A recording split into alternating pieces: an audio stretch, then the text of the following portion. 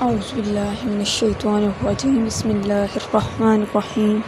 اللہم صلی علی محمد وعلی آل محمد کما صلیت علی ابراہیم وعلی آل ابراہیم انک حمید مجید اللہم بارک علی محمد وعلی آل محمد کما بارکت علی ابراہیم وعلی آل ابراہیم انک حمید مجید۔ اب جب عزیز مصر کی بیوی اپنے آپ کو ثابت کر رہی تھی کہ میں قصوروار نہیں ہوں، بلکہ اس کے پیچھے ریزن یہ ہے کہ میں اپنے آپ کے پیچھے نہیں لگی، یعنی میں اپنی اختیار سے کچھ نہیں کیا، بلکہ میں شیطان کے یا اپنے نفس کے پیچھے لگی ہوں۔ وہ پھر بھی اپنا قصور جو ہے وہ ایگزیکٹلی نہیں مان رہی تھی کہ یہ میرا ہی کیا دھرا ہے۔ اب اس نے کہا کہ میں اپنی پاکیزگی بیان نہیں کر رہی، اپنے آپ کو نہیں یعنی کہ ایسے کہہ رہی، بلکہ جو نفس انسان کا ہوتا ہے نا، تمناؤں اور بری باتوں کا مخزن ہے۔ اس میں اس نے کہا کہ جذبات بھی ہوتے ہیں، بے جا خواہشات بھی بڑھتی رہتی ہیں، اور پھر یہی انسان کو جو ہے وہ برائی کرنے پر ریڈی کرتا ہے۔ اس کے پھندے میں نہ پھنس کر میں نے یوسف علیہ السلام کو اپنی طرف مائل کرنا چاہا تھا، مگر کہتی ہے کہ جسے اللہ چاہے نفس کی بیماری سے محفوظ رکھ لیتا ہے۔ پھر کہتی ہے کہ اللہ جو ہے نا وہ بے شک غفور الرحیم ہے، بخشش والا ہے، معاف کر دینے والا ہے، اور یہ اس کی صفات میں سے ہے۔ اب ادھر آپ ایک بات کی طرف جو ہے وہ کریں، اپنی توجہ دیں کہ عزیز مصر کی بیوی جو ہے اللہ عز و جل کو اس کی صفات غفور الرحیم کے ساتھ جانتی بھی تھی اور مانتی بھی تھی، اور دیکھیں نیکی کو اور گناہ کو بھی سمجھتی تھی۔ لیکن بعض لوگ جو ہیں وہ کہتے ہیں کہ ایسا نہیں ہے، یعنی کہ یہ جو ورڈنگ اس نے کوٹ کیا، یہ جو قول ہیں یہ اس کا نہیں ہے، کیونکہ وہ تو کافر تھی۔ اول تو یہ بات کہ ہمیں اس کے کافر ہونے کی کوئی دلیل ہمارے پاس مینشن نہیں ہے، ٹھیک ہے، ہمارے پاس کوئی دلیل نہیں ہے تو ہم اس کو نہیں کہہ سکتے نا کافر۔ اگر ہمارے سامنے ہو بھی تو دیکھیں کہ اس ٹائم پہ مکہ کے کافر کا یعنی کنسیڈر کریں، مکہ کے جو کافر تھے نا، مشرکین مکہ، وہ اللہ تعالیٰ کو مانتے تھے لیکن پھر بھی کیا تھے، مشرک تھے۔ تو آج کل بھی آپ پریزنٹ ایرا میں دیکھیں، اکثر لوگ کلمہ تو پڑھتے ہیں اور آپ کو ایسے ملیں گے کہ جو یعنی کہ وہ اللہ کو بڑے ماننے والے ہیں، استغفار توبہ کرنے والے ہیں، گناہوں سے بخشش طلب کرنے والے ہیں، گناہ کو گناہ سمجھنے والے ہیں، پھر بھی کیا ہوتا ہے کہ وہ شرک میں مبتلا ہوتے ہیں، منافقین جیسی حرکتیں کرتے ہیں، اور دل میں ان کے کچھ اور ہوتا ہے، لیکن جب آپ سے مل رہے ہوتے ہیں تو تب کچھ اور چہرہ لے کر مل رہے ہوتے ہیں، یعنی کہ ڈبل فیسڈ ہوتے ہیں۔ اب بعض علماء یہاں پہ یہ کہتے ہیں کہ یہ جو بیان ہے نا، یہ عزیز مصر کی بیوی کا نہیں تھا، یہ حضرت یوسف علیہ السلام کا بیان تھا۔ اب دیکھیں یہ عزیز مصر کی بیوی کا بیان تو ہم نے دیکھ لیا، اب عزیز مصر کی بیوی کا کلیئر ہو گیا ہمیں، ٹھیک ہے۔ اب ہم حضرت یوسف علیہ السلام کے بیان کی طرف موو آن کرتے ہیں، پھر ہمیں اس کا نا آئیڈیا ایگزیکٹ ہو جائے۔ اب دیکھیں کہ جب بادشاہ کی تفتیشی کارروائی جو تھی نا وہ مکمل ہوئی اور عزیز مصر کی بیوی کے اعتراف جرم کے بارے میں حضرت یوسف علیہ السلام کو بتا دیا گیا، تو حضرت یوسف علیہ السلام نے فرمایا کہ اس سب کچھ کرنے سے میرا یہ مقصد نہیں تھا کہ کسی کی عزت و ناموس کا پردہ چاک ہو، بلکہ یہ واضح کرنا تھا صرف کہ عزیز مصر خود یہ جان لے کہ اگر اس نے مجھے اپنے گھر میں پناہ دی ہے، عزت کے ساتھ رکھا ہے، تو مجھ پہ اعتماد کیا تھا اس نے، میں نے اس کے اعتماد کو نہیں توڑا، میں اس کے عزت و کرام کی حفاظت کرنے والا ہوں، یعنی کہ اس نے جو میرے پہ احسان کیا ہے میں اس احسان کو مانتا ہوں، میں احسان فراموشی نہیں کر رہا، مجھے اس کی ہر کہہ لیں کہ احسان کے لمحات اور جو اس نے مجھ پہ شفقت کی ہے، جو اس نے میرے پہ بھروسہ کیا تھا، اعتماد کیا تھا، وہ سب کچھ مجھے یاد ہے۔ میں نے بھی جو ہے نا کہتے ہیں اس کی عدم موجودگی میں اس کی خیانت نہیں کی، نہ ہی میرا ایسا ارادہ تھا اور نہ میں ایسا ارادہ رکھتا تھا۔ میں اس کی کہتے ہیں کہ اعتماد کو تکلیف نہیں پہنچانا چاہتا تھا، اور میرا رب خیانت کرنے والے کو جانتا ہے اور نہ خیانت کرنے والے کو راہیاب کرتا ہے، اور نہ ہی میں خود کو بہت جو ہے وہ پارسار سمجھتا ہوں، اور اس کے حملے سے جو نفس کا یا شیطان کا حملہ ہوتا ہے نا، اس سے وہی بچ سکتا ہے جس پر میرا رب اپنی خصوصی رحمت نازل فرمائے۔ اگر اللہ عز و جل کی طرف سے کہتے ہیں کہ مجھ پر رحمت کی نظر نہ ہوتی اور میری حفاظت نہ ہوتی، تو ہو سکتا تھا کہ مجھ سے بھی غلطی سرزد ہو جاتی، ہوں تو میں بھی بشر نا، مگر میرا رب بخشنے والا ہے، بہت زیادہ رحم فرمانے والا ہے، اس لیے اس نے مجھے اپنی خصوصی رحمت، اس نے اپنی مجھ پہ خصوصی رحمت فرمائی۔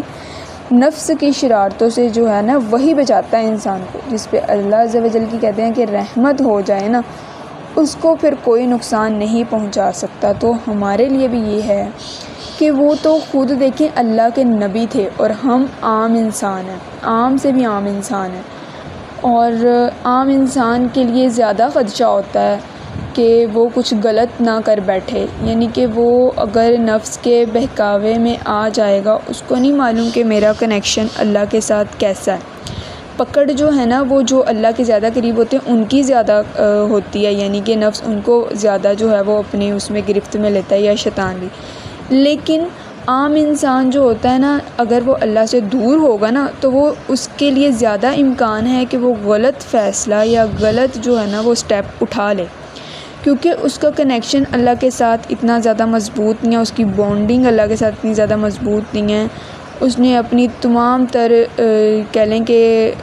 سوچوں کو اللہ کو نہیں دیا ہوا،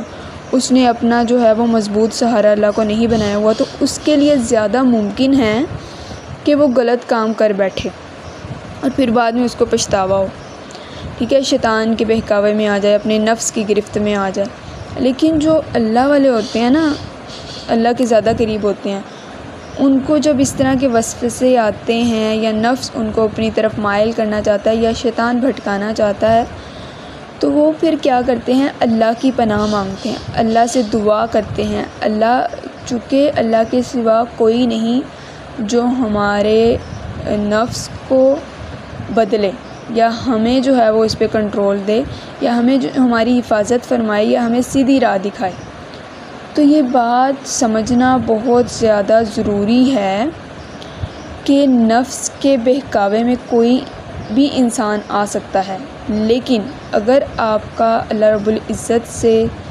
بانڈ مضبوط ہے، کنیکشن سٹرونگ ہے، آپ کو پتہ ہے آپ نے اپنی تمام تحریکیں، اپنی تمام تر سوچیں، اپنی تمام تر بلندیاں، اپنی تمام تر طاقتیں اپنے اللہ کو دی ہوئی ہیں، تو پھر آپ اس چیز میں جو ہے وہ بے فکر ہو سکتے ہیں۔ لیکن اس کے لیے بھی آپ کو ان حالات میں الرٹ رہنا ہوتا ہے، کیونکہ جب تک آپ دعا نہیں کریں گے تو تب تک جو ہے وہ آپ یہ بھی شیورٹی نہیں دے سکتے کہ میری دعا کے بغیر، یا مجھے اتنا بھروسہ ہے کہ خود بخود سارا کچھ ہو جائے گا۔ کوئی جو ہے نا وہ آپ کو کوئی ہیلا کرنا پڑتا ہے، ٹھیک ہے، پھر ہی وسیلہ جو ہے وہ پیدا ہوتا ہے۔ تو اس کے لیے یہی ہے کہ پہلے آپ کو ایفرٹس پٹ کرنی پڑتی ہے، اللہ سے دعا مانگنی پڑتی ہے، ہر روز مانگنی پڑتی ہے، ہر روز ایفرٹ کرنی پڑتی ہے، چونکہ انسان کسی بھی ٹائم جو ہے وہ نفس کے گہراوے میں آ سکتا ہے، اور پھر جب وہ ٹائم انسان نفس کے وار میں ہوتا ہے نا، اس ٹائم پہ زیادہ دعا مانگنی چاہیے، ٹھیک ہے۔ وہی دعا جو حضرت یوسف علیہ السلام نے اس ٹائم پہ مانگی تھی جب ان کے نفس نے ان کو اپنے بہکاوے میں لینا چاہا۔ اگر حضرت یوسف علیہ السلام کہتے ہیں کہ اس ٹائم میں اللہ رب العزت سے، اپنے پروردگار سے دعا نہ کرتا، تو ہو سکتا ہے کہ میں بھی اس فساد میں پڑ جاتا،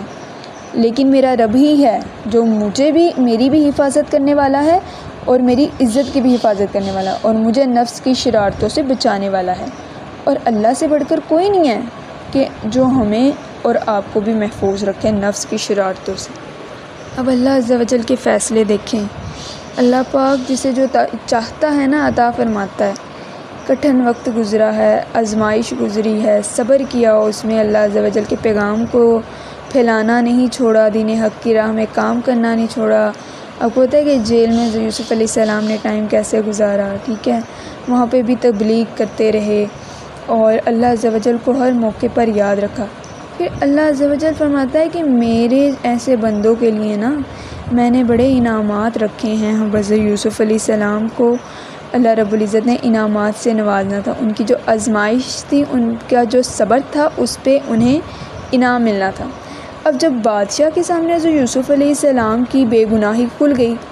تو وہ اور سیٹسفائی ہو گئے اور خوش ہو گئے۔ ان کے دل میں حضرت یوسف علیہ السلام کا رعب، دبدبہ، احساس، محبت اور پیدا ہو گئی۔ وہ پہلے ہی حضرت یوسف علیہ السلام کو جب انہوں نے خواب کی تعبیر بتائی اور ان کی صفات معلوم ہوئی تو پہلے ہی ان کے دل میں حضرت یوسف علیہ السلام کی بڑی محبت پیدا ہو گئی تھی۔ اب یہ محبت اور بڑھ گئی، اب یہ احساس، یہ جذبہ اور بڑھ گیا، کیونکہ اب تو کوئی ڈاؤٹ رہا ہی نہیں نا۔ اور پھر انہوں نے کہا کہ انہیں میرے پاس بلاؤ۔ انہوں نے سوچا کہ میں انہیں اپنے خاص مشیروں میں کر لوں گا، ٹھیک ہے۔ یعنی یہ کھلا اشارہ تھا کہ اب آپ کو ہر ذمہ داری کا منصب سونپا جا سکتا ہے، یا آپ کو جو ہے وہ بہت بڑے عہدے پر عائد کیا جا سکتا ہے، فائز کیا جا سکتا ہے۔ اب جب آپ تشریف لائیں نا، جب وہ آپ سے ملے، آپ کی صورت اور آپ کی باتیں سنی، اتنے حکمت والے انداز میں آپ کے اخلاق کو دیکھا، دل سے گرویدہ ہو گیا بادشاہ نا، اور بے ساختہ نا وہ پکار اٹھا کہ آج سے آپ ہمارے معزز ہیں۔ اس وقت آپ نے ایک خدمت کو خود اپنے لیے پسند فرمایا اور اس کی اہلیت ظاہر کی۔ انسان کو نا یہ جائز بھی ہے۔ دیکھیے کہ جو سورہ یوسف ہے نا، اس میں ہمارے لیے بڑے پیغامات ہیں، اور ہر چیز کو نوٹ ڈاؤن کرنا، اسپیشلی جب آپ جو ہے نا پولیٹیکل وے سے چیزوں کو لے کر چل رہے ہوتے ہیں نا،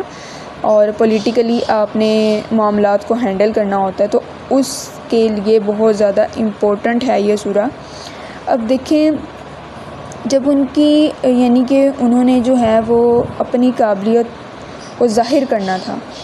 تو آپ نے خود ہی کہا کہ میں اپنے لیے خدمت پسند فرماتا ہوں۔ اور انسان کو نا جو بھی اس کی ظاہری اہلیت ہوتی ہے نا،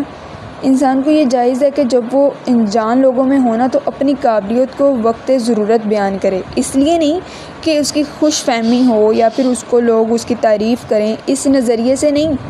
بلکہ اس نظریے سے کہ لوگوں کو معلوم پڑے کہ آپ کے اندر اللہ عز و جل کی دی ہوئی یہ صلاحیت ہے، اور آپ جو ہے نا یہاں پہ ان کے کام آ سکتے ہیں، یا معاملہ کچھ ایسا ہو جیسے حضرت یوسف علیہ السلام کا ہے، تو اس طرح بھی آپ جو ہے وہ اپنے آپ کو واضح کریں۔ اب آپ نے کہا، اپنے مزید وضاحت کی نا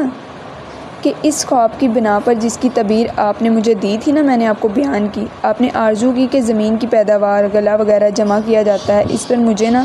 آپ ایسا کریں کہ مقرر کر دیں تاکہ میں حفاظت کروں، محافظ بنوں، نیز اپنے علم کے مطابق نا میں عمل بھی کر سکوں، تاکہ رایا کو نا قحط سالی کی مصیبت کے وقت عافیت بھی میں پرووائڈ کر سکوں، عافیت مل سکے ان کو۔ اب بادشاہ نے نا یعنی کہ یہ سب دیکھا کہ مطلب اس کا تو مسئلہ ہی حل ہو گیا، اور اتنا سمجھدار اور اتنا اچھا نیک صفت صفات رکھنے والا شخص، نرم دل، اچھے اخلاق کا مالک، بادشاہ کے دل پہ آپ کی امانت داری، سچائی، سلیقہ مندی اور کامل علم کا نا اب سکہ بیٹھ گیا۔ کوئی اندیشہ نہیں رہا، کوئی جو ہے وہ اس کو کسی قسم کا آپ کے خلاف یعنی ان کی سوچ میں کوئی اس طرح کی چیز پیدا نہیں ہوئی۔ اس نے نا اسی ٹائم پہ ایٹ اے ٹائم اس نے کہا کہ میں آپ کی درخواست کو قبول فرماتا ہوں، ٹھیک ہے۔ اب اس نے جو ہے وہ ایٹ اے ٹائم پر حضرت یوسف علیہ السلام کو ان کی درخواست کو اسی ٹائم ایکسیپٹ کر لیا۔ اب حضرت یوسف علیہ السلام کو پتہ تھا کہ اگر وہ اس چیز کو ہائیڈ رکھتے، نہ بتاتے، نہ واضح کرتے،